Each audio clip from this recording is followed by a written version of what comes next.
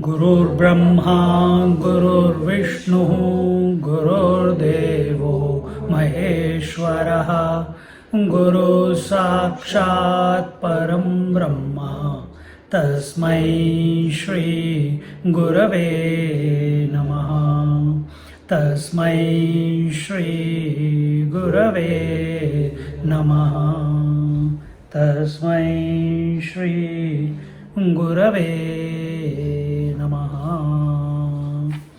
We are still in verse number 49. I think we had done up till OV number 975. And Pura kiya? Did we, Ravi, did we do it? Swami, we were not there last time. Okay. We did up to 973 previous time. Okay. No. We didn't do this example of Gangeshi, Sindhu, Praveshu, Kasu, Varna Shuddhi, Kasu. वो सब नहीं किया. Quickly we'll cover. It's not, probably I already taken those examples. So here we are in 49th verse where we are looking at असक्त बुद्धि सर्वत्र जितात्मा विगत स्पृह नैष्कर्म्य सिद्धिम परमाम संन्यासेनादि गच्छति. And Naishkarmya Siddhi is where one has gone beyond the doership, where he has gone beyond the karma. There is nothing to do, nowhere to go, as our Swamiji says. Nothing left to do for him. And that itself is the self. Self is that which doesn't need to do anything. It is as it is. And that is Naishkarmya Siddhim. And Paramam, it is the ultimate one. And we just go to that's what we were doing from 976th OV. Mukhabhasesi arisa parauta neliya viresha pahate pane veena jaisa pahata thake taise nenane se gele tene janane hi nele mag nishkriya urle chinmatrachi. तेथ स्वभावे धनंजया नाही कोणीची क्रिया म्हणवनी प्रवादूतया नैष्कर्म्योज्जय ऐसा ते आपुले आपणपे असे तेची होऊ निहारपे तरंगू का वायू लोभे समुद्रू जैसा तैसे न होणे निफजे ते नैष्कर्म्य सिद्धी जाणिजे सर्व सिद्धीत सहजे परम हेची. He says that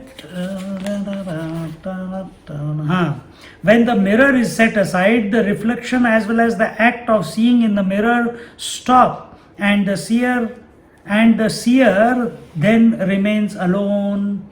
And I think I gave the example of when you are in a dark room, there is nothing to see. It's pitch dark, no source of light entering into that dark space, but you can't see your body, yet you are. Just because we can't see our reflection in the mirror doesn't mean that I don't exist. I continue to exist. Just because I can't see my body doesn't mean I don't exist. I know that I am still there. And that is what he's telling here. So when ignorance ceases, the act of knowing also ceases, and only the inactive self remains behind. In other words, mirror is that which reflects you. Mind is the mirror which reflects the self. It is in the mind where the Chidabhas, the reflected consciousness, is there. Now, if ignorance is removed, mind is ignorance. If that has been dissolved, does it mean that you are dissolved? No. So just as when the mirror is removed, you continue to be. Light is removed, you continue to be. Mind is removed, you continue to be. Ignorance is removed, you continue to be. And what does ignorance express as? Involvement and withdrawal. What does ignorance express as? Desire and action. Ignorance expresses as waking, dream and deep sleep. The virtual, the individual and the total, the virtual and the total, whichever way, or the illusory, that is all expression of ignorance. When that ignorance is removed, the self continues to be Paramam. It is all that there is. And what is our problem? Our problem is we are because of our identification with our body, with the five sheaths, we are reflecting in the body, we are reflecting in the senses as the seer, as the hearer, as the toucher, as the smeller, in the breath as the breather, and in the mind as the feeler, in the intellect as the thinker. These are all expressions of that reflected consciousness. See? So catch it. It's only question of catching it. Nothing to do there. And once we catch it, if we are sitting in meditation and the body senses are not all withdrawn from the world, we continue to be. The mind is in samadhi or sleep, we continue to be. In sleep, we are under the spell of ignorance. In samadhi, we are conscious that we are. It is not an inert state of meditation. You know you are, otherwise you cannot reach samadhi. Paramam. And then what does he say here? So when ignorance ceases, the act of knowing also ceases and only the inactive self remains. When the act of knowing ceases, meaning thought knowledge, which is expression of ignorance, when that stops, how does it stop? Vaikhari, Madhyama, Pashyanti, Para. Gross chanting, subtle chanting, bypass the causal and get into samadhi. No chanting. But you are awake. At that moment, knowing is being. Existence and consciousness are one. Because knower has vanished. Because there is no mind. So there is no knower. See? O Arjuna, as the self by nature is not active, so those people who say the self, I am doing this, I am doing that, I am speaking, I am listening, I am understanding, I am not understanding, I am ignorant, I hate this, I like that, I don't like that, I am growing, I am diseased, I am healthy, I am growing old, I don't want to die. I. All these statements and n number of infinite statements, they are on account of what? On account of identification with the body or any of the five bodies. See? Self, when these bodies are taken away, when they lose importance for us, when they stop functioning, in the sense temporarily also, under certain sets of circumstances, you continue to be. You do not vanish. And then you recognize, this was told in 4th chapter, I think, where it was told that who is a wise man? Wise man is he who sees activity in inactivity and inactivity in activity. Correct? Karmani akarmani pashyed, akarmani karmani pashyed. Activity in activity. So now what is this fellow? As long as you are the witness, you are seeing that all activity or inactivity is an expression of ignorance. In other words, is an expression of mind. Mind becomes inactive, mind becomes active. Inactivity is silent mind, activity is mind with thoughts. But who are you? Are you the I thought which is coming and going? Or are you the one who is witnessing that these thoughts are, even the thought of I which is in the intellect, it is coming and going? Or, now here, this is still penultimate. This is you have come to the reflected consciousness as it is. Because what is the quality of reflected consciousness? What is the quality of reflected consciousness? What is the quality of or attributes of the reflected moon? The real moon is round, the reflected moon is round. The real moon has cool light, the reflected moon has cool light. The design in the real moon that you can see, in the reflected moon in calm waters also you can see. The reflected moon is giving, a real moon is giving light, the reflected moon is also giving light. So all qualities, so if we say the Paramat, the Atman, the self, the pure self is Satchidanand Swarup, its existence, consciousness, bliss, the reflected consciousness without any disturbance, when it is fully available, I, without anything to associate with, is also Satchidanand Swarup. But it is only an, very, very important point, but it is only an intellectual conviction. Because I appears only in the intellect. Everything that I associate appears in the mind. Understand?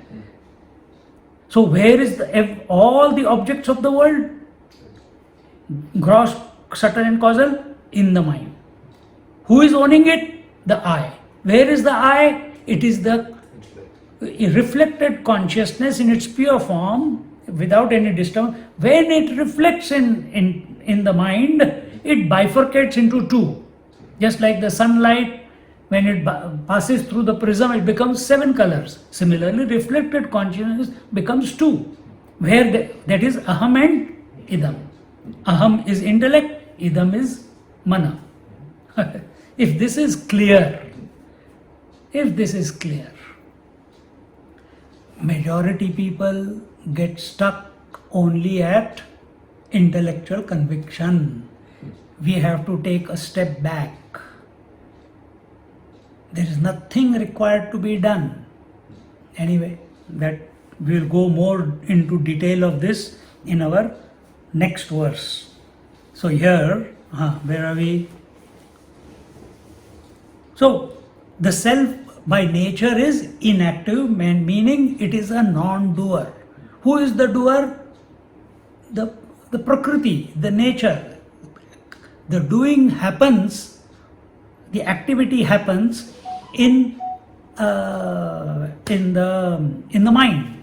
It happens in the not self, if you want to put it that way. This state is called actionlessness, Naishkarmya Siddhi. So recognize, in essence, we are the non-doer. So that means we have to be very alert, very vigilant, very focused about what? That all that activity is taking place in the not self. And what is not self? All that is changing is not self. All that is other than the self is not self. See, all that is which is expression of ignorance is not self.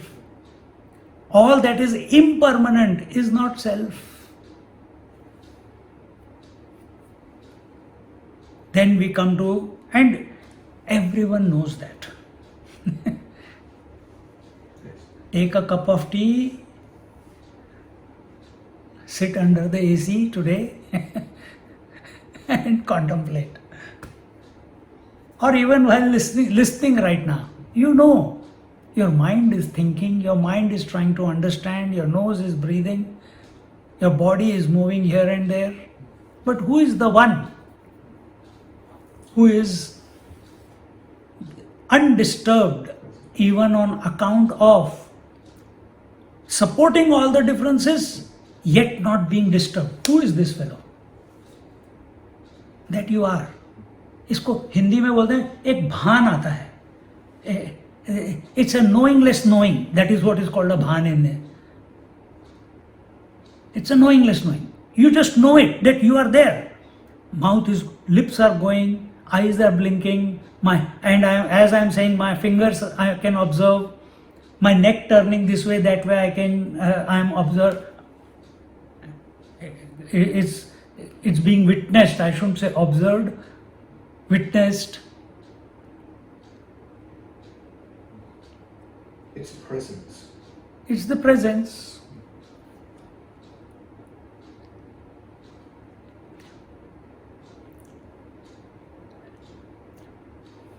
Yeah, we'll talk about it more. Leave it here. Naishkarmya. You are in essence the non-doer. And what is our whole life about? Only doing and surviving. Or doing for what? Will you do something if it is going to give you no joy? No, you are doing everything only to get joy. Therefore, the doer is called, what are the two attributes of the doer? Kartrutva and Bhoktrutva, isn't it? The doer does something only to get the joy out of it. He is the doer and he is also the enjoyer. These two come together to make the ego, which does not exist. And we are, in order to be the self, we have to delete both of them. We have to dissolve both of them. And just by thinking you cannot dissolve. Yes, by understanding you can dissolve. Just by being yourself, it will automatically dissolve. Just by focusing on sleep, all your doership gets dissolved, isn't it? Do that, bring that condition about in your waking state. Continuing, he says, until now we thought ourselves to be different from our essential nature, and as a result of that we are continuously thinking, I am not the body, I am not the breath, I am not the mind, I am not the intellect, I am not the Anandamaya Kosh, I am the self, you know. What is involved in this? Doing is involved. I have to raise myself raise my Kundalini. Doing is involved. I have to do Kriya Yoga. Doing is involved. I have to understand. Doing is involved. This addiction that I have to do something in order to be is a wrong conclusion in our life. Yes, it may not be our realization at this moment, but this is our natural state. All we have to do is undo the doing part. All we have to do is undo the doing part. Does it mean not talking? No, continue talking. Nobody is saying you have to stop what you have to. But don't become the owner of it. Don't become the doer of it. Let it happen, whatever is taking place, without interference or without opinion, without willing to consciously change its course. Let it unfold. Until there is a doership, as we are seeing in Kathopanishad, you must choose the path of the good, the path of the righteous, as compared to the path of the pleasant or path of the which gives you instant gratification. So there, as long as doership is there, you choose that which is right.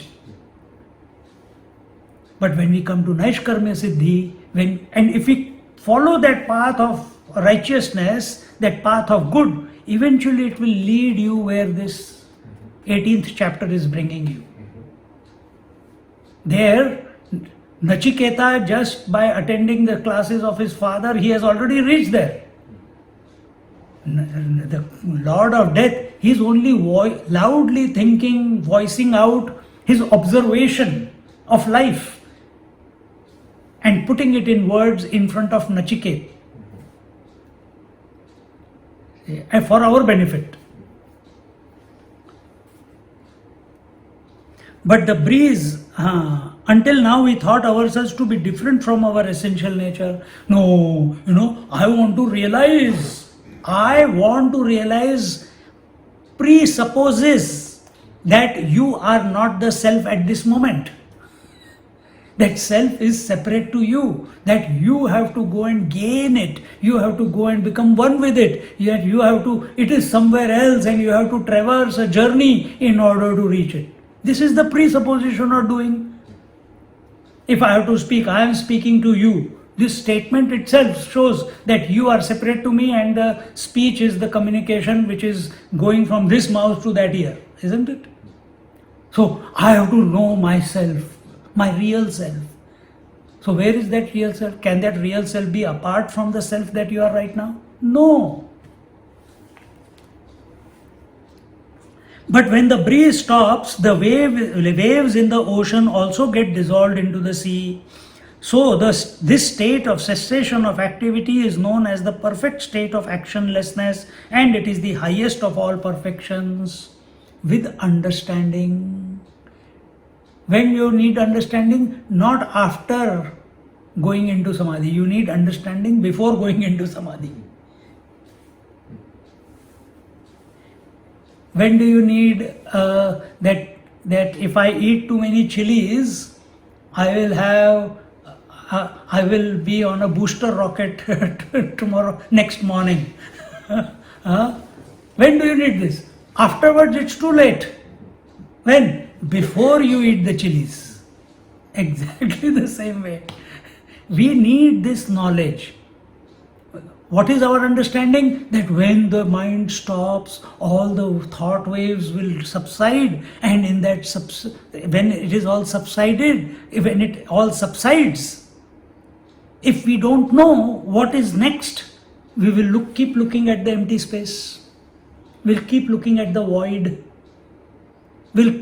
Or we will be deeply convinced that with which we began that particular meditation. That is called Sanyama. So if Sanyama is where Dharana, Dhyan, Samadhi are done together. So what is Sanyama?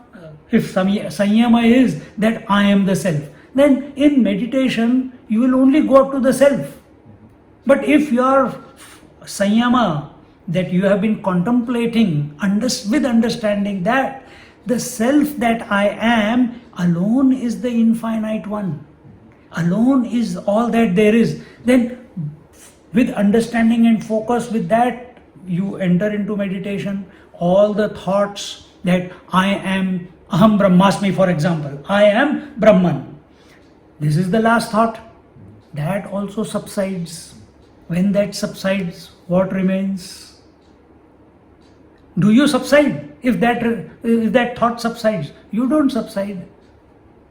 So this is next word that is coming in that verse is Paramam Sanyasenadi Gacchati. Sannyas. Sannyas is renunciation. Renunciation is of the gross body, of the subtle body, of the causal body, or in other words, all the five sheaths. In other words, of ignorance, so karma, desire and ignorance. In other words, waking, dreaming and sleeping. In other words, all the thoughts. Renunciation of all the thoughts.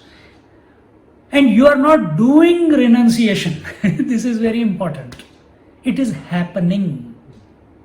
When you think of sleep at night, do you say, now I am giving up thoughts of the waking plane? Or they are just leaving you? They are leaving you. That is renunciation. So you are not wishing anything to go away. Yet everything is saying, man, apni khichdi yahan pe nahi pakri. Every thought comes, every desire comes, every idea comes, every imagination comes, but you are focused on the mind is focused on the self. They come, knock, anyone there, nobody responding, nobody open the door, nobody getting identified, nobody is looking at us. Chalo, okay, let's go somewhere else. they renounce you, you don't have to renounce. That is true renunciation.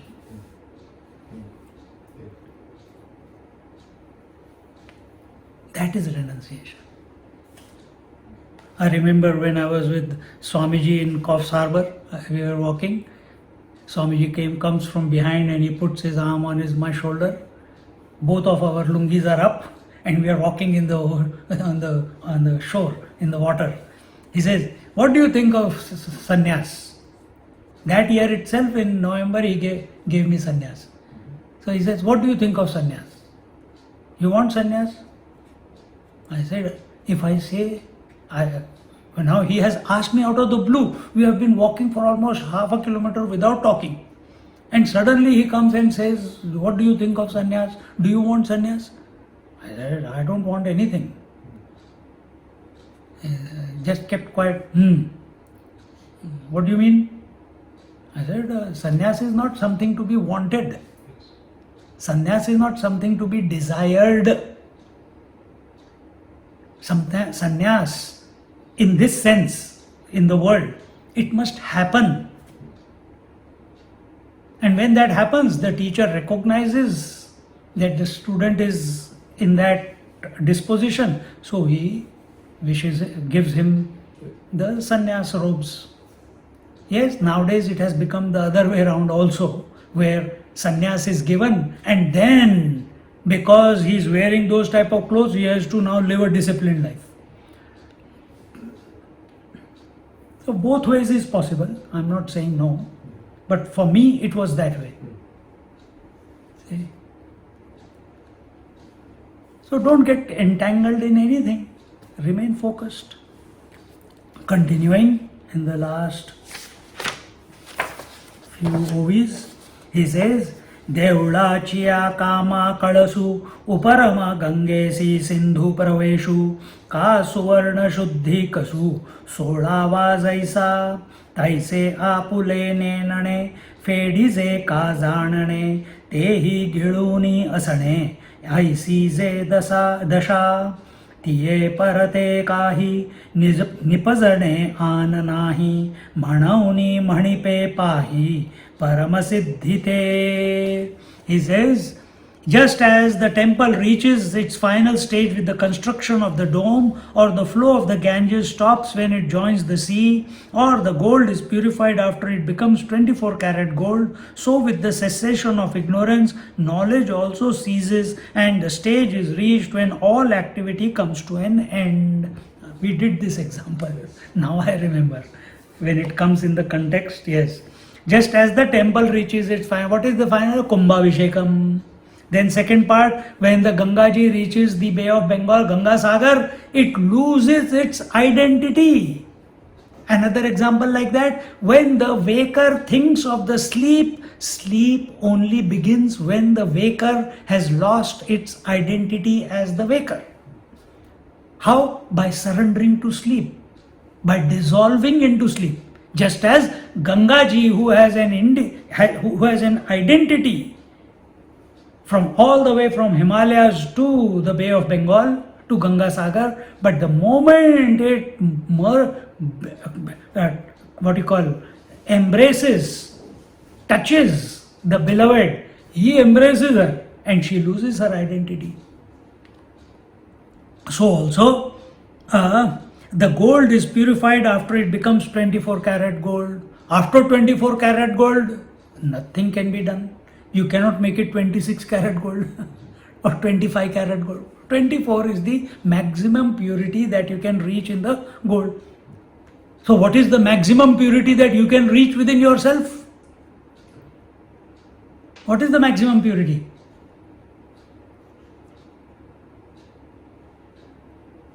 Not identifying with the not self. Not identifying with the not self dissolves the entire not self in total. And then what happens? Then Paramasiddhite. Then what remains is the ultimate. Paramam. That is the ultimate. That is the the essence. When this state, all activity comes to an end, and when it says here, so with the cessation of ignorance, knowledge also ceases. Here, understand the knowledge that the teacher is, Gyaneshwari Maharaj is talking about, is thought knowledge, intellectual understanding. Many people misunderstand antahkaran shuddhi. Antahkaran shuddhi means mana, buddhi, chitta, ahankar. Mana is mind, mana, buddhi is intellect. I already told you, in the mind all the other thoughts other than I are coming. Buddhi is where the I thought is coming. Chitta is where the memories are coming. Those memories also become present to you by way of thoughts. And ahankar is the principle of which keeps this body together. Or the ego. Oh, what is ego? Ego is that which does not exist. So all this becomes nullified, all of this becomes zero. And coming to that zero, many meditators think that they have attained, that there is nothing after that. Coming to this conclusion is the Bauddha approach, the approach of the Buddhists, approach of the nihilists, that once the inner equipment is completely purified, there is nothing there after that. This is where Vedanta differs. Vedanta says, who knows there is nothing? Who knows there is nothing? That is Paramasiddhi. And that is what, when this state is attained, nothing remains to be achieved. Meaning, don't focus on nothing. Don't focus on absence. Don't focus on non-expression of stimuli. Antakaran Shuddhi, the inner equipment purification means mana, buddhi, chitta, ahankar, all of them appear as thoughts only. Now there is no thought. When there is no thought, is that the ultimate? Is that the ultimate? See? Because those who accept that as the ultimate, they believe in rebirth. Therefore they look for Dalai Lama when previous Dalai Lama passed away, or any previous Panchen Lama passed away, previous different Rinpoches pass away. They go around looking for the signs intuitively, because everything is recycled in ignorance. Everything is recycled in Prakriti. In nature, everything is recycled. Where there is death, there is birth. So they will look for that, because this person has said, oh, where are, let's see look for the sign. That is not Jivan Mukti. That is not liberation. That is relative liberation. Relative liberation, if you want to take this bitter pill, relative liberation is go and become one with any god. It is relative liberation. But you want Jivan Mukti, you want to be liberated while living, which is your natural state, then you have to take this bitter pill. You have to chew it. You have to accept it.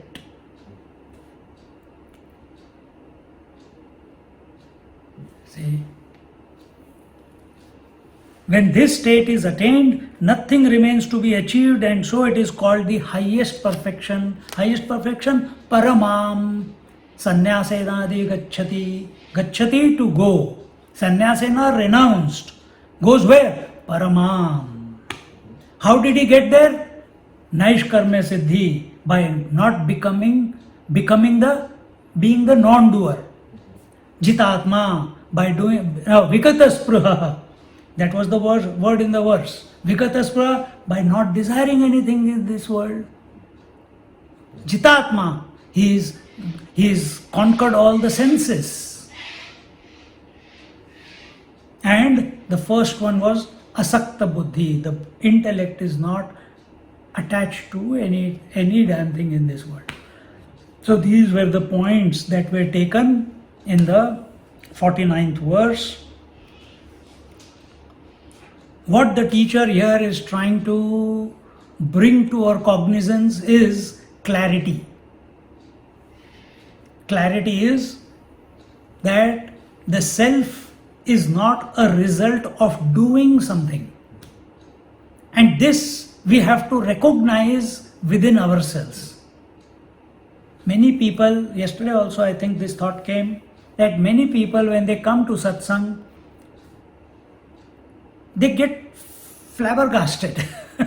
They can't understand that you are speaking about that which cannot be spoken. We have to understand that which cannot be understood. Yet we have to come and listen to you, and they lose the plot. Then they come to this conclusion. Then why? It's just words, it's just noise with no meaning. It's not noise with no meaning for the teacher. It's no noise with no meaning for the one who is understanding.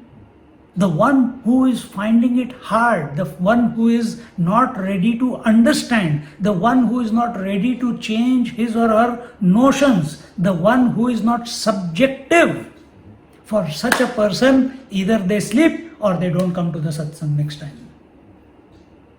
Why? They don't want to change themselves. They're scared to give up the body, breath, mind, intellect. But what is giving up? How we have said, you don't have to give up. Let them give you up. Urvarukameva bandhanat. If you are looking for bliss and happiness and joy in life, and till today you have been running after the world and you have never achieved it, only few moments, only you can count. But you are looking for permanent abidance in bliss. So if you are going to continue in this path, it's never going to be available to you. And why it is not available? Because stupid, you are of the nature of bliss. You are not ready to accept that. The ignorant one is not ready to accept that. He only believes that if I do something, then I will get something in return. Your whole responsibility is put on the seeker, that you are of the nature of infinitude. Oh my God! That means I am not even breathing. No, you are not. Yes, you are not breathing. It is happening. It's too daunting a vision for the unprepared. So therefore, now remember, this is the last chapter of the Bhagavad Gita. So we have done all the hard yaka before. I am not going to go into all that. But here, this is the creme de la creme. In these two verses, 49 and 50, the vision is presented. 51, 52, 53, 54, the methodology will be given. So what is the basic preparation? Asakta buddhi, jitatma, vigata spraha, naishkarme siddhi, sannyasena adi gacchati, where? Paramam. Now catch this. Be attentive of these 6 points. What are they? Asakta, jitatma, vigata spraha, naishkarme siddhi, sannyasena. 5. And eventually the 6th is the ultimate. What remains behind is the Paramam.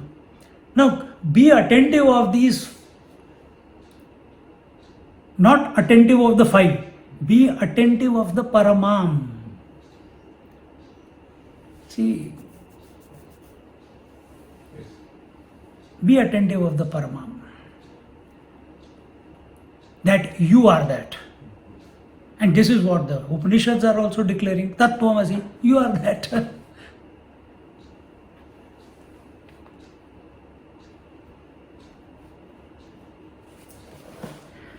Continuing, what else he says? But this state of self-realization is attained by a lucky one only through the grace of his teacher. Without the guidance, Now imagine, now for few years you have been listening to Bhagavad Gita. If you had taken this text, even Gyaneshwari Maharaj's text, or any other commentary of Bhagavad Gita, would you have understood it with such a depth by yourself? Each word is put in the right context, presented to you in a manner, looking at the total picture, then looking at the chapter, then looking at the previous verse or the next verse or whatever is the context. Because we don't even know what, when I say 49th and 50th is the vision that is presented, when you study by yourself, you don't even understand that. You just go, oh, this, and depending upon where you are, what is that? You are only in your family or in your children or your, wealth or portfolio. With that point of view, you are looking at Paramam. Paramam means infinite portfolio. Or, like today someone came and they said, something, I just tickled them. She was an elderly lady, I just tickled her. What is that? I said, I'm stuck here as a sannyasi, I don't have to do anything. I was playing. Oh, she became so serious. Matru Devo Bhava, scriptures say, mother is God and you have to serve God and this, that. I said, I'm not going to argue, you are right. She became very serious. And then she and mom were having discussions for a long time. And mommy said, okay.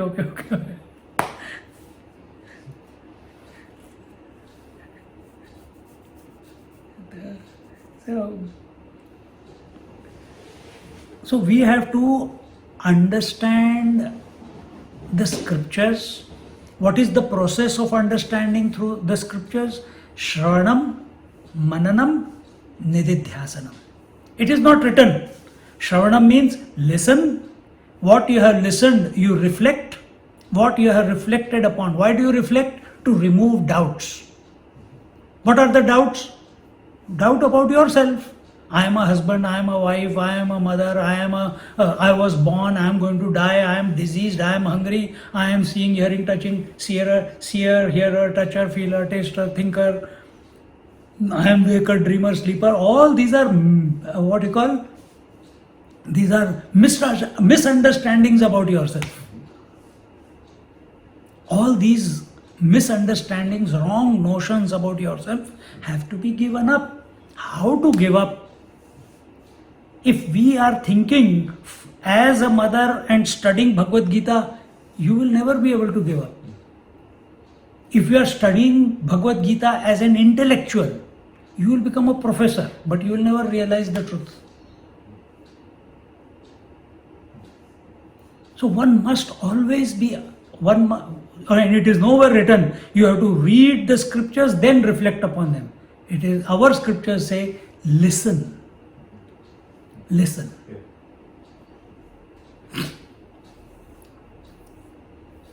And therefore here he says, only a lucky one through the grace of his teacher. Say, strange that same topic is in Kathopanishad also. Exactly the same. Yesterday we concluded with, we got into it, that the truth is not known without a Guru Maharaj. And what is the quality of a Guru Maharaj? He who is sitting in the truth alone can take you to the truth. So how do you come to why we should go to a teacher? And yesterday I was giving this example that if I'm married and I have a wife and I have been living for 20, 30, 40 years with her, I don't have one, okay? But if I was, then I would know in and out of everything about her habits and her, what pleases her or what doesn't please her, what food she likes, what type of color she likes, what type of clothes she likes, and everything, small things you become alert about. You as if you know inside out, just like parents more or less know the children very well because they've seen them grow from childhood, in proximity. Similarly, when we are in proximity, and that is how children get the habits of parents. So when we are in proximity of a teacher, of a Guru Maharaj, then wherever he is established in, that percolates into the student who is listening. Because Guru Maharaj or the teacher or the Acharya, he is a living person. A book, a scripture is not a living person. Knowledge can be transferred only from the living to the living, from consciousness to consciousness. This we have repeated many times. Not me. The scriptures have, the masters have, and so I have. Because I am a copycat. I am a parrot. Whatever they say, I say. So it's only consciousness to consciousness. This misunderstanding that I will come to my understanding of Bhagavad Gita in my own unique way. I don't want someone else's commentary. This is a big ego talking. The whole purpose of studying scriptures through a teacher is dissolving the ego.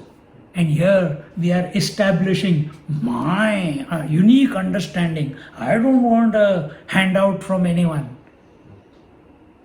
Now what am I? I am taking this text of Gyaneshwari Maharaj, but our contemplation is as a result of all the years of contemplation that is going on. And then why we have taken this text? So that we don't get distracted by other things. We remain focused.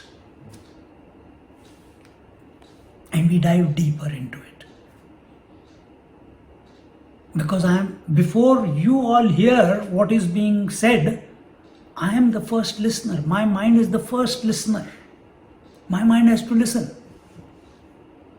It is listening. It is the first student. See? Continuing.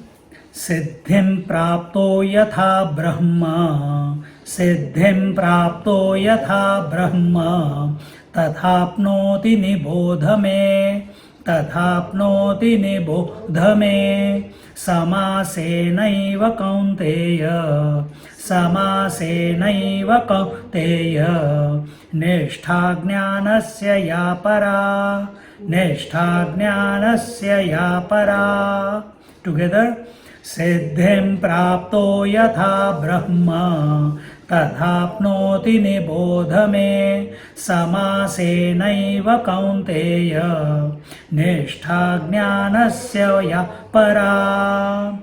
He says, the Lord says, learn from me in brief, O Arjuna, how after winning perfection one attains to Brahman, which is the highest state of wisdom.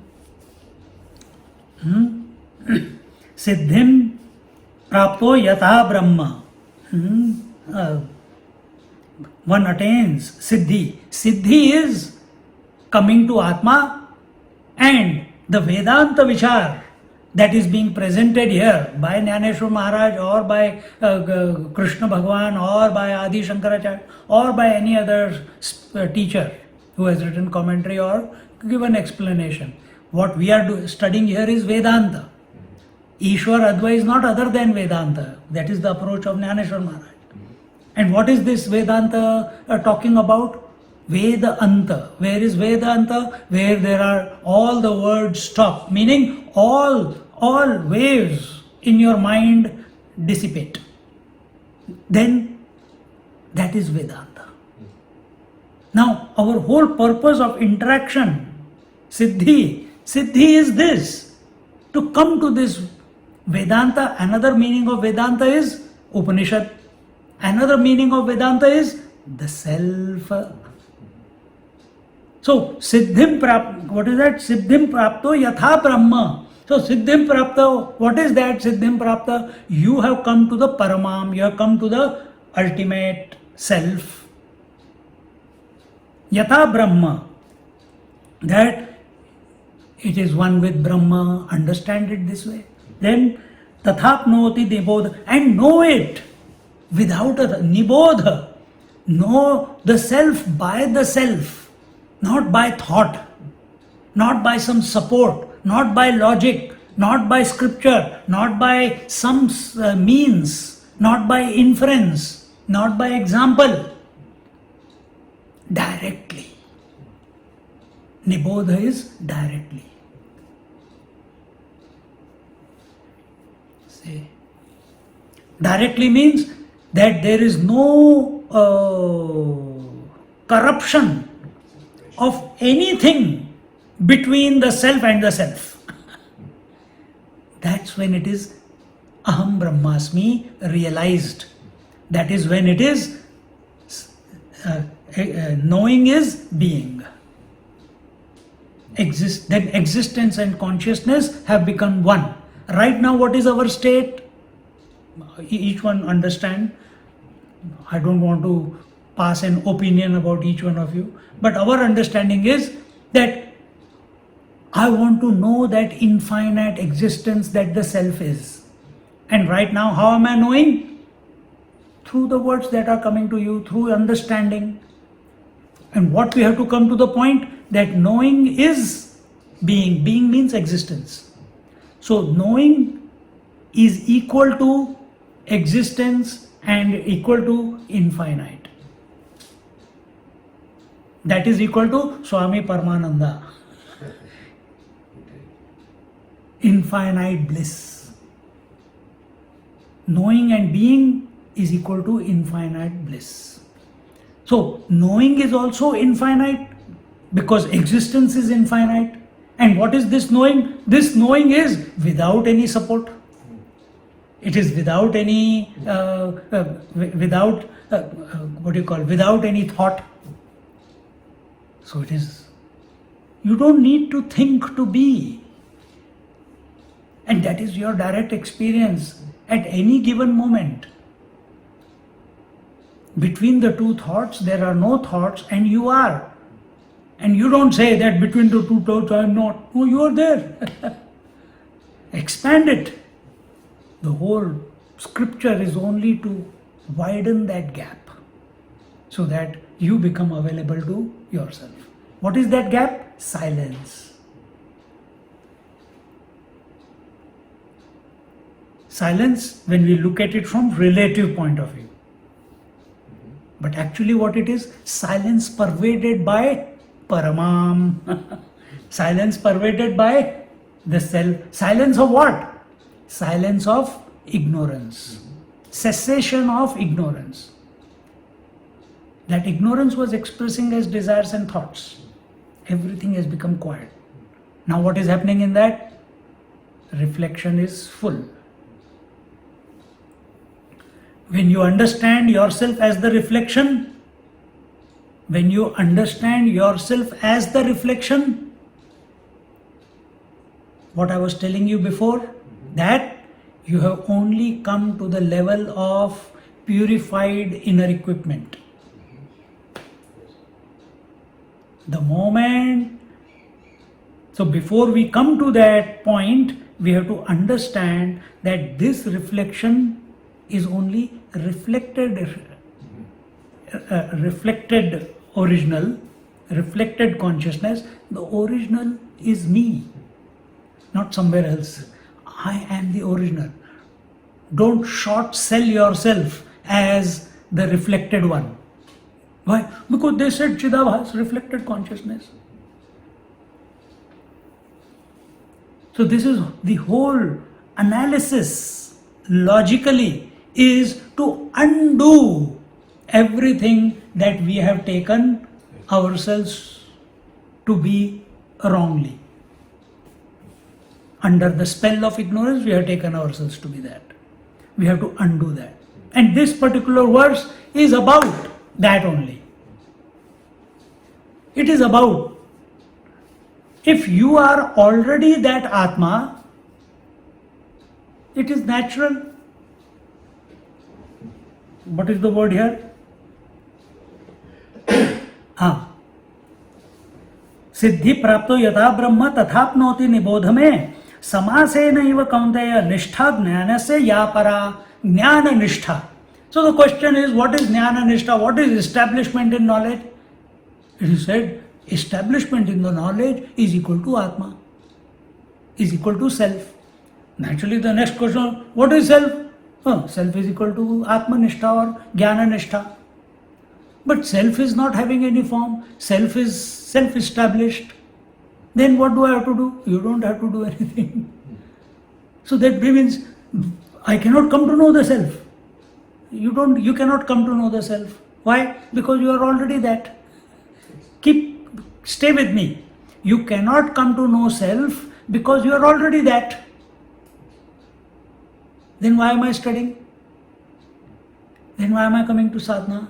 Then why am I doing yama, niyama, asana, pranayam? Why am I doing japa? Why am I doing karma, etc.? Why am I doing all this? Why am I trying to...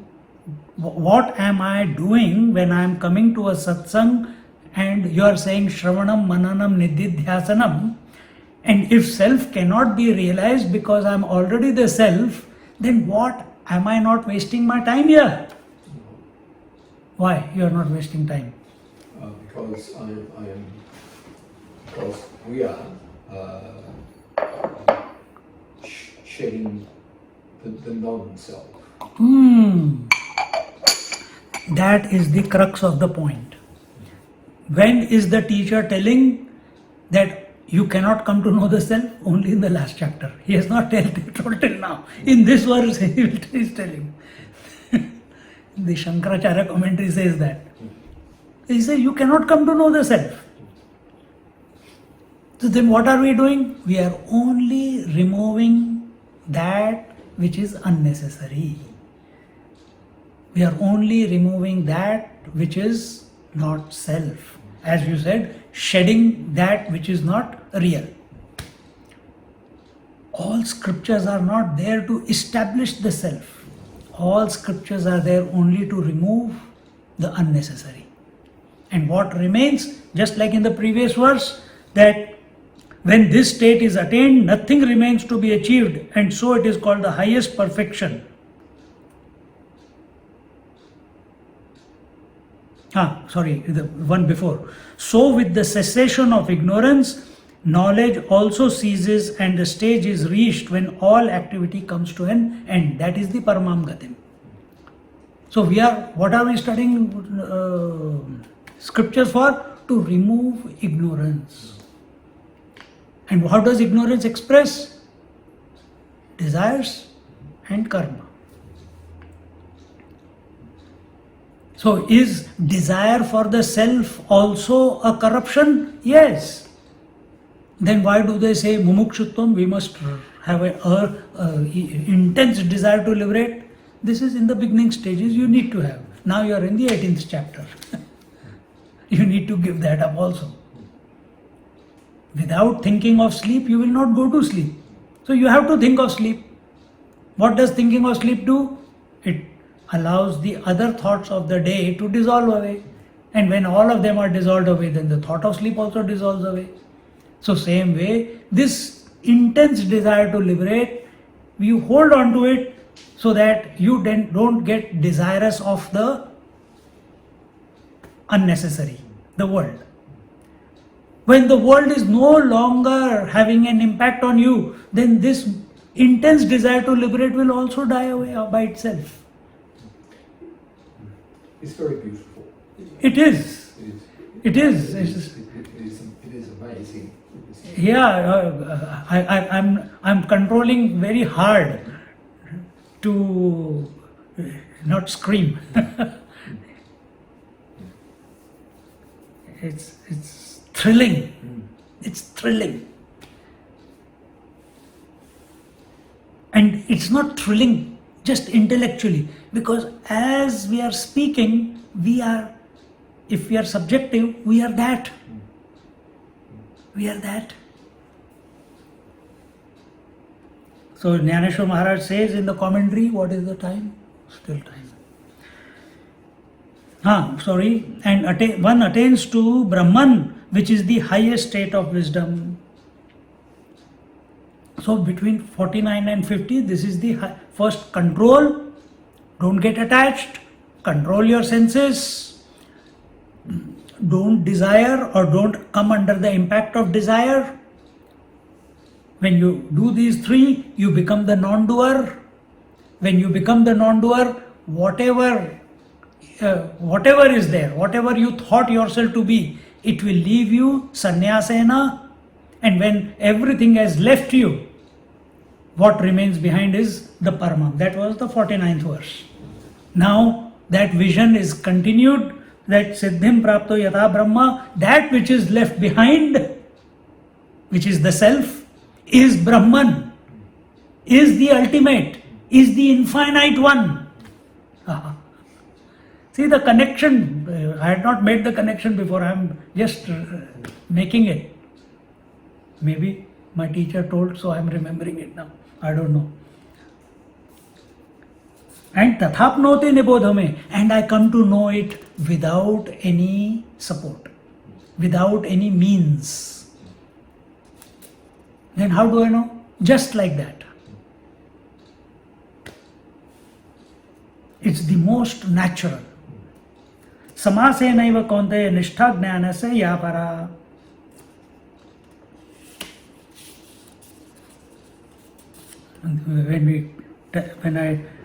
And this is the parajnana, para.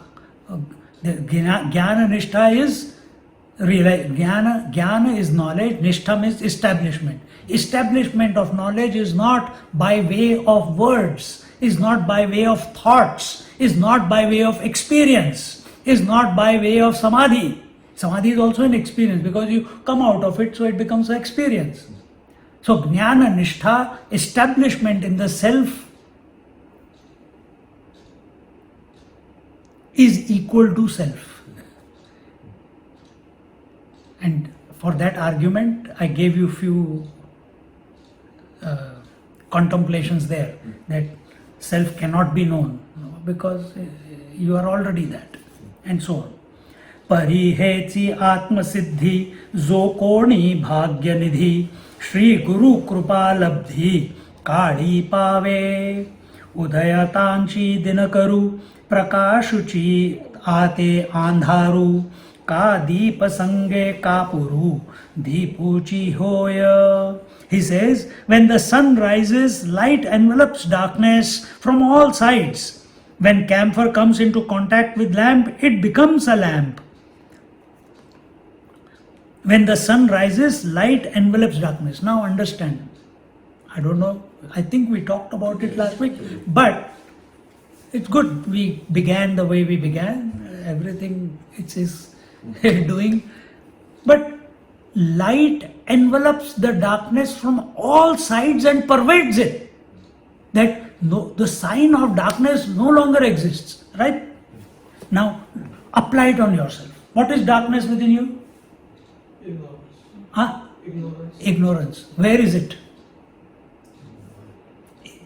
Mind is equal to ignorance from relative standpoint, right? In this understanding. When you have come to that Paramam Gatim, when you have come to Siddhim Prapnoti Yatha Brahma, when you have come to this self, self is of the nature of light. What will light do? It will envelop the ignorance, meaning it will cover the darkness, which is ignorance, which is the mind, from all sides and pervade it. This is when Mahatmas are called Balavat, Pishachavat, Unmattavat. For then the transformation of vision takes place. Because mind is transformed, it's pervaded by the light of the self. Then he sees, that is the vision of the gopis. Wherever they say Krishna. Because the mind has been pervaded by the light of consciousness. See? The moment child is born, the woman is pervaded with motherhood. Right? You can't think about anything but mother, being a mother. And it's natural, it's automatic, it's spontaneous, it's nothing. You don't have to practice or you don't have to remember. It's natural. But it's a limited example, but if you understand, whenever a lamp comes into whenever the sun comes up, he envelops the darkness, means the darkness has no possibility of expression where the light is. Ignorance means duality and dualism. Dualism is differences, sense of otherness. Duality is aham and idam inside. So neither duality is expressing.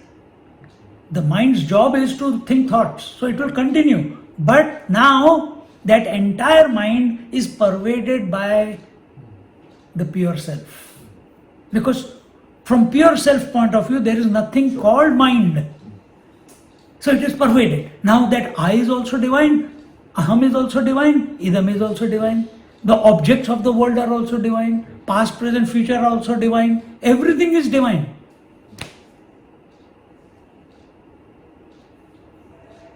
Just as another example taken, that when camphor comes into contact with lamp, it becomes the lamp. When camphor is the material, it is coming in contact with fire, it becomes fire. Right? Camphor is crystallized material. Whatever the material is, I don't know what it is. What is it made up of? It's some gum. But it's crystallization. What is mind? Crystallized thoughts. If there are no thoughts, there is no mind. When crystallized thoughts come in contact with the self, or ignorant mind, no thoughts, that mind comes in contact with the self, what will happen? It will be on fire. It becomes fire, meaning it becomes light. We are talking about mind.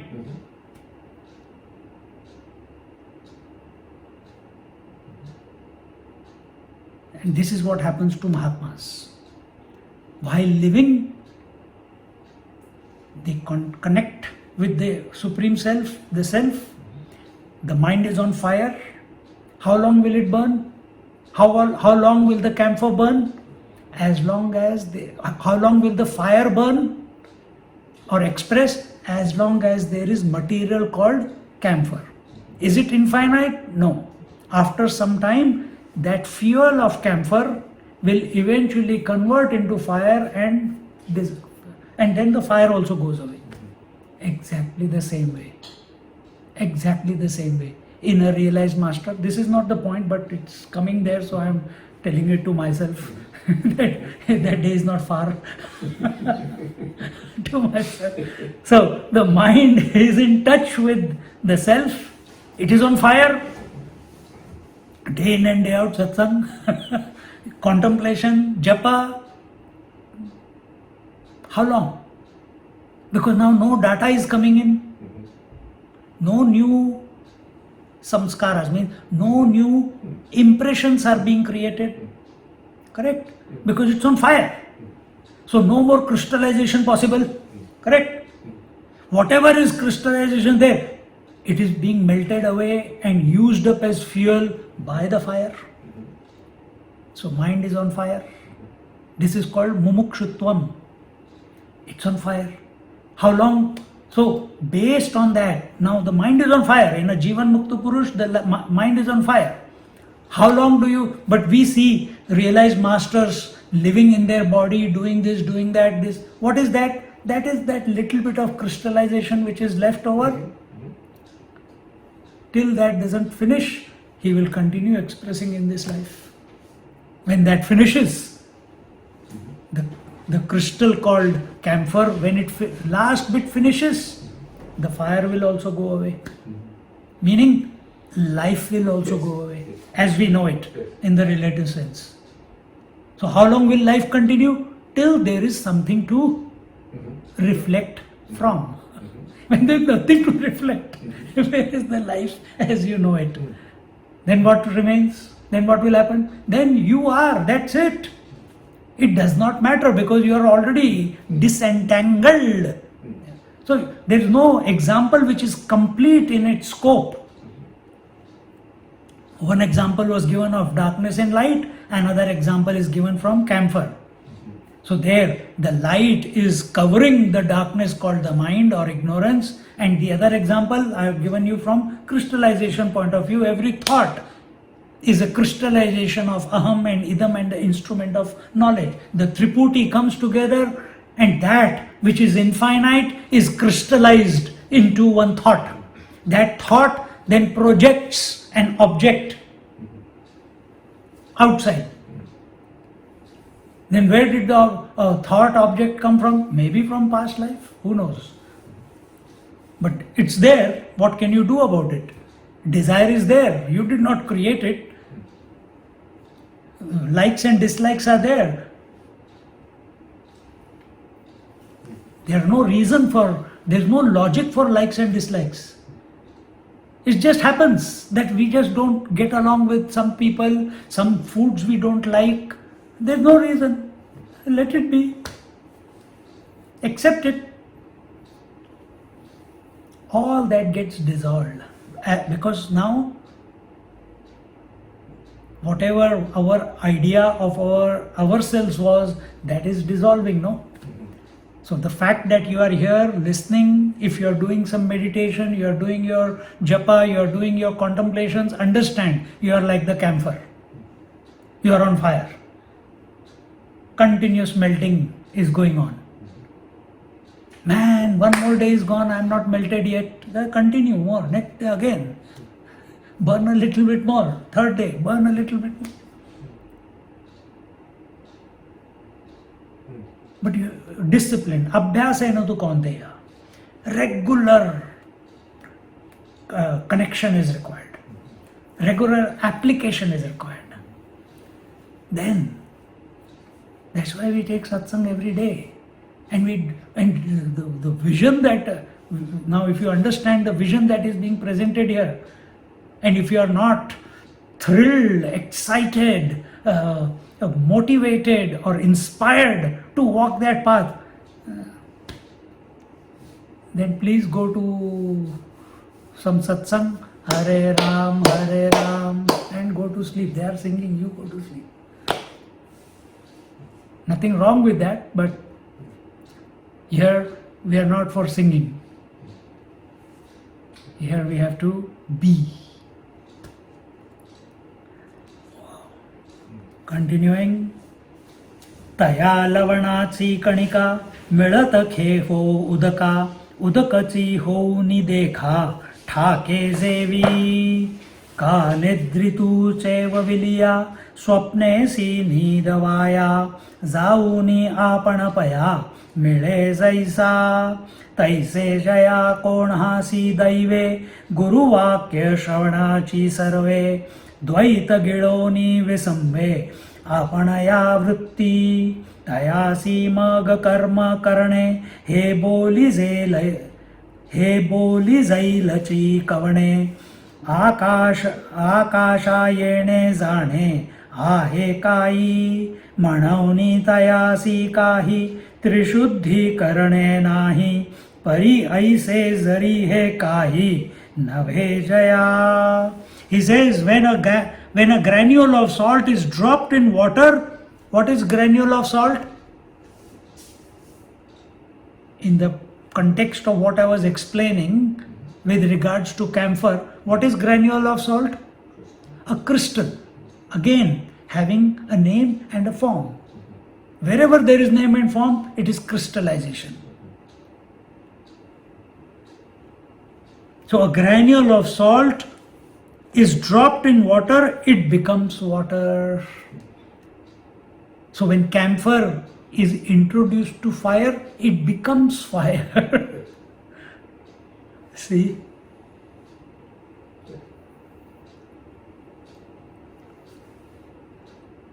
When a person wakes up from sleep, his sleep along with dream ends and he resumes his conscious state. That is self-explanatory. So if he hears the instructions of the master through good fortune, his mind sheds the notion of duality and rests in the nature of self. Because when we are contemplating on our own, where is contemplation going on? In us, where is contemplation going on? In our intellect or mind, correct? Mind is, I am doing meditation, I am contemplating, I am reflecting, I went into samadhi. If you are continuously in that mode, how will you shoot out of that I am in samadhi, that I am meditating, that I am understanding, that I have clarity? I is still maintained, no? Yes, it may be sattvic, it may be very pure, all doubts are clear, you are completely convinced, you are only on Aham Brahmasmi or I am that. But I am that is still there, no? How will you give up that I am that? Do you know how to give it up?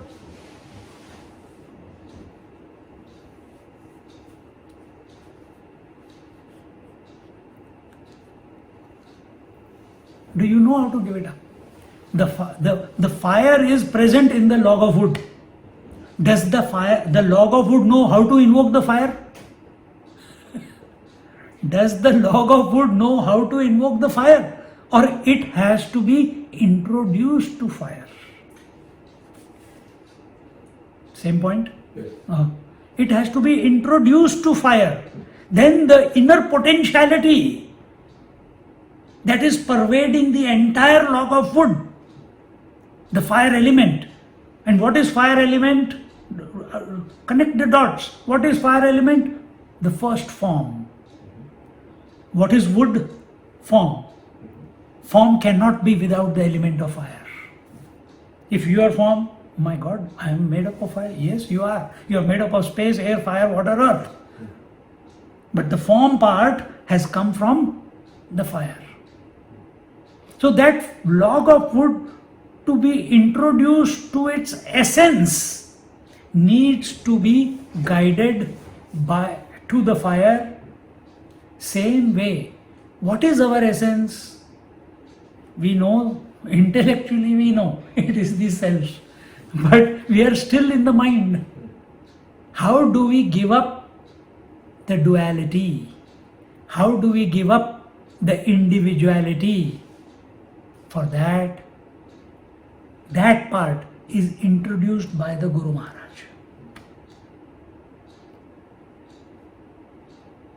But that is not your problem.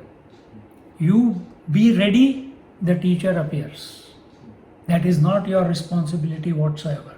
If you go and say, I think this person is going to be, forget it. You will be on another few lifetimes, then you will come.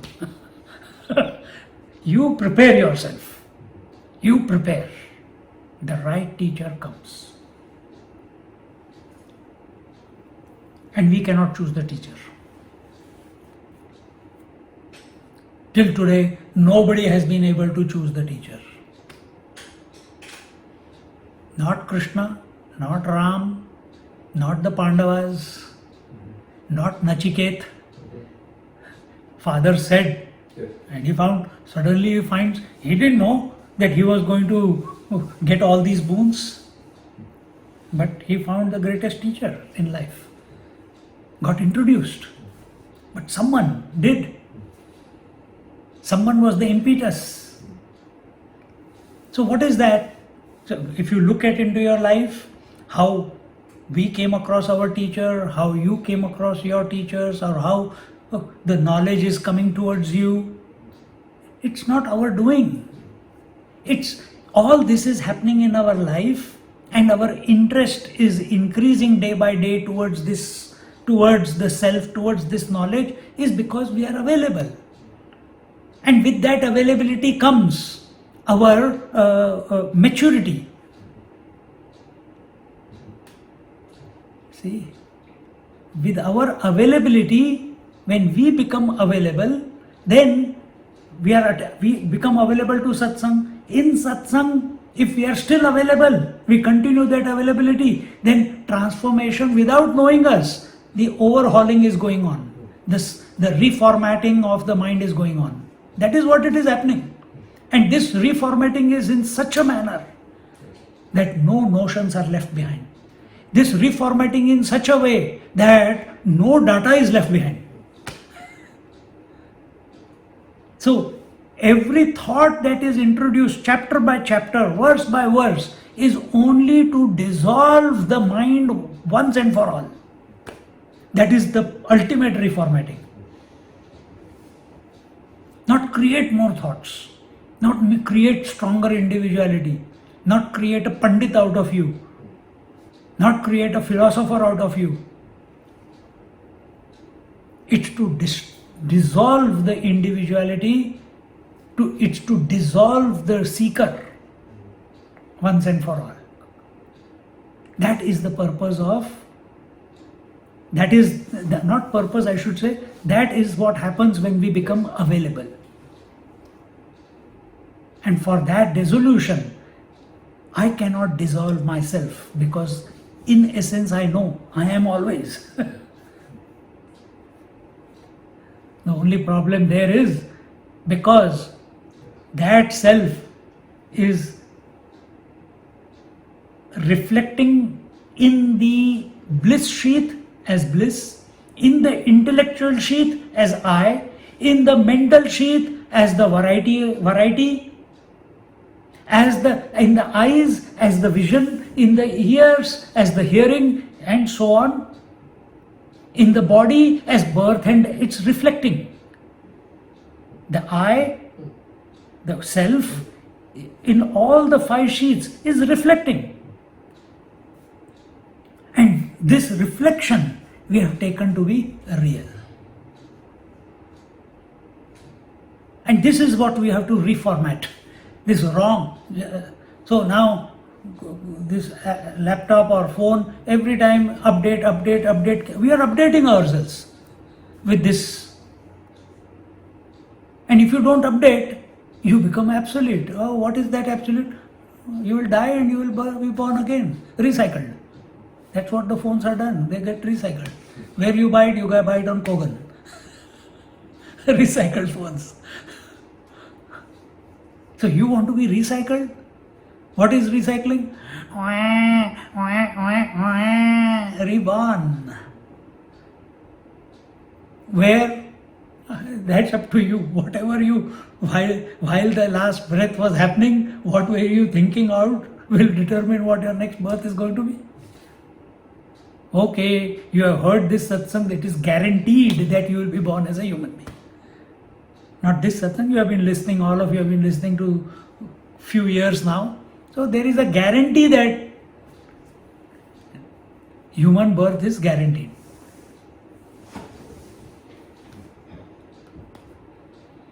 But do we want to go through the whole rigmarole all over again? Learn gliding. Or call it enough.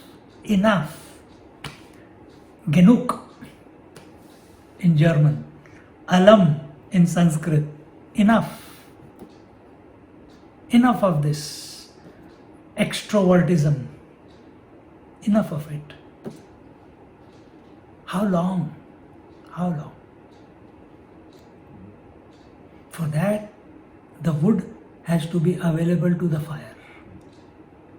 The camphor has to be available to the fire. The student has to be available to the teacher. Just as camphor becoming available to fire becomes fire, the student, disciple becoming available to the guru realizes the guru within. Because Guru and Atma are one. Yet another way of approach. you keep thinking of this.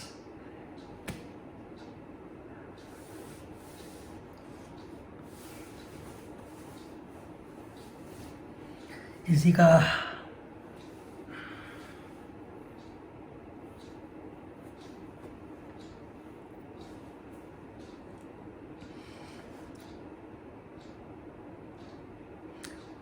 So when a person wakes up from sleep, his sleep along with dream ends and he resumes his conscious state.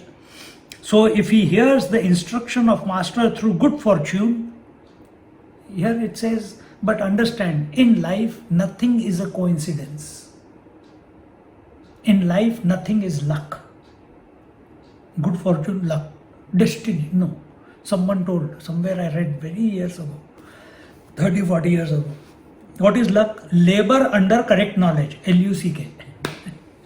Labor under correct knowledge. And what is that? Shreyas. Not prayas. Shreyas. The path of good. The path of divine. Not the path of the pleasant. Not the path of the world. Not the path of instant gratification. Labor under correct knowledge. Yes.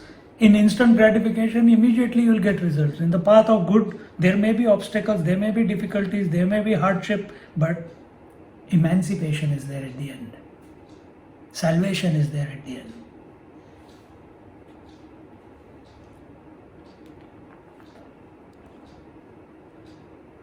So if he hears the instructions of the Master through good fortune, his mind sheds the notion of duality. Your words.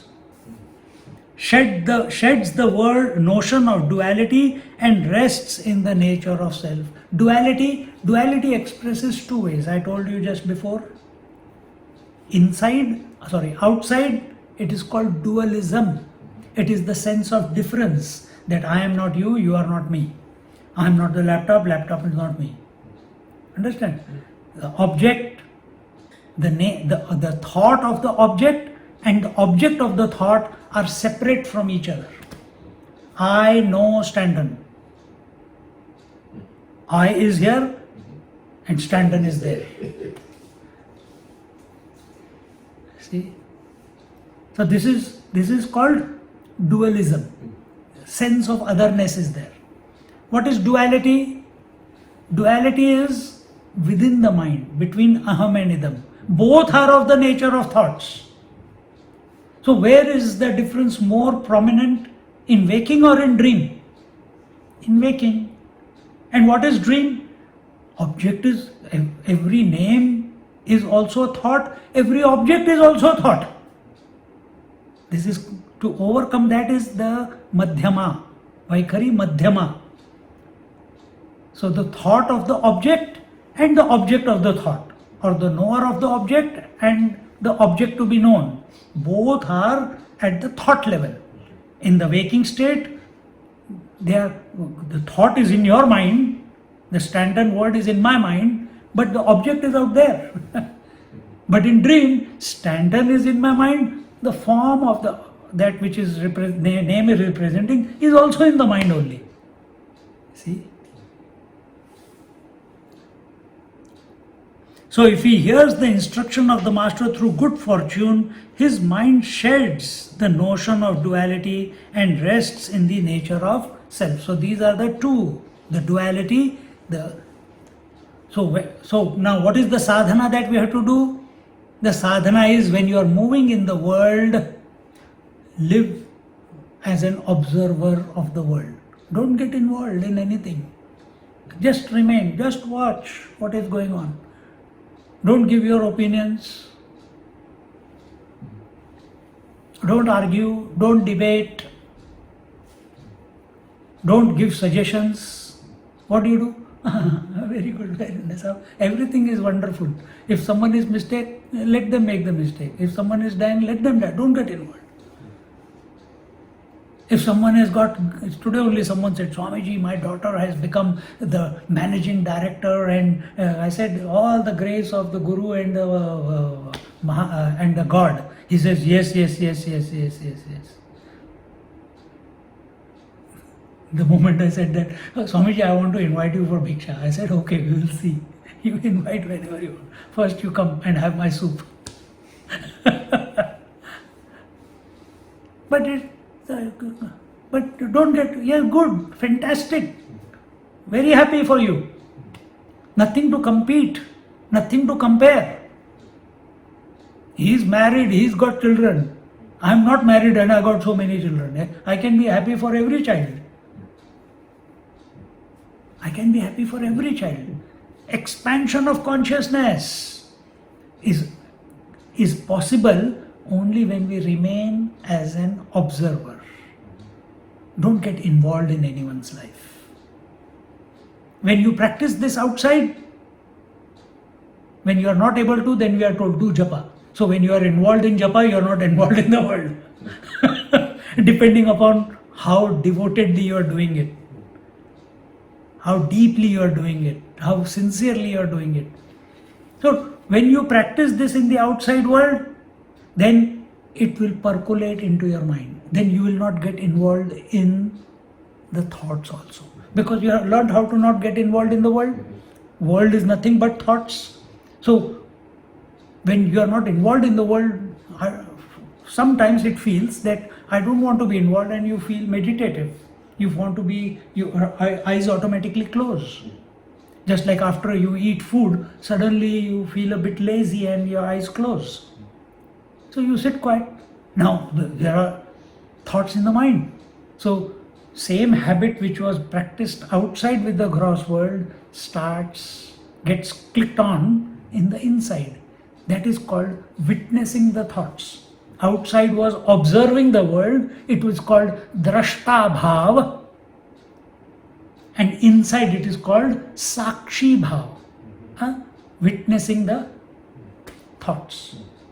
So again, whether it is wonderful lottery numbers coming, don't get involved. Suddenly, oh, I got this number. I think it is the horse number. Melbourne Cup is coming. No, why wait till Melbourne Cup? It's so many months ago, later. Oh, there must be some race going on. Which part of the world this horse number is there? Put.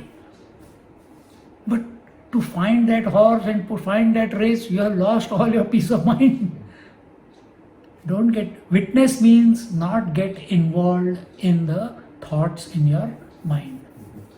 When these two practices are done, so if he hears the instruction of the master through good fortune, when we say good fortune, another word for it is grace. It is called grace. So that is also fine. His mind sheds the notion of duality, both dualism and duality, and rests in the nature of the self. When you are not entangled, carried away, identified with duality or dualism, with the thoughts in the mind or the objects of the world, then there is no disturbance. Then you are with yourself. Hallelujah. We'll continue from, remember, this part, nature of the self. From this point, we'll take it in our next class. Om Purnamada Purnamidam Purnat Purnamudachyate Purnasya Purnamadaya Purnamevavashishyate. Om Shanti Shanti Shanti. Harihi Om Shri Gurubhyo Namaha. Harihi Om. Just a few moments.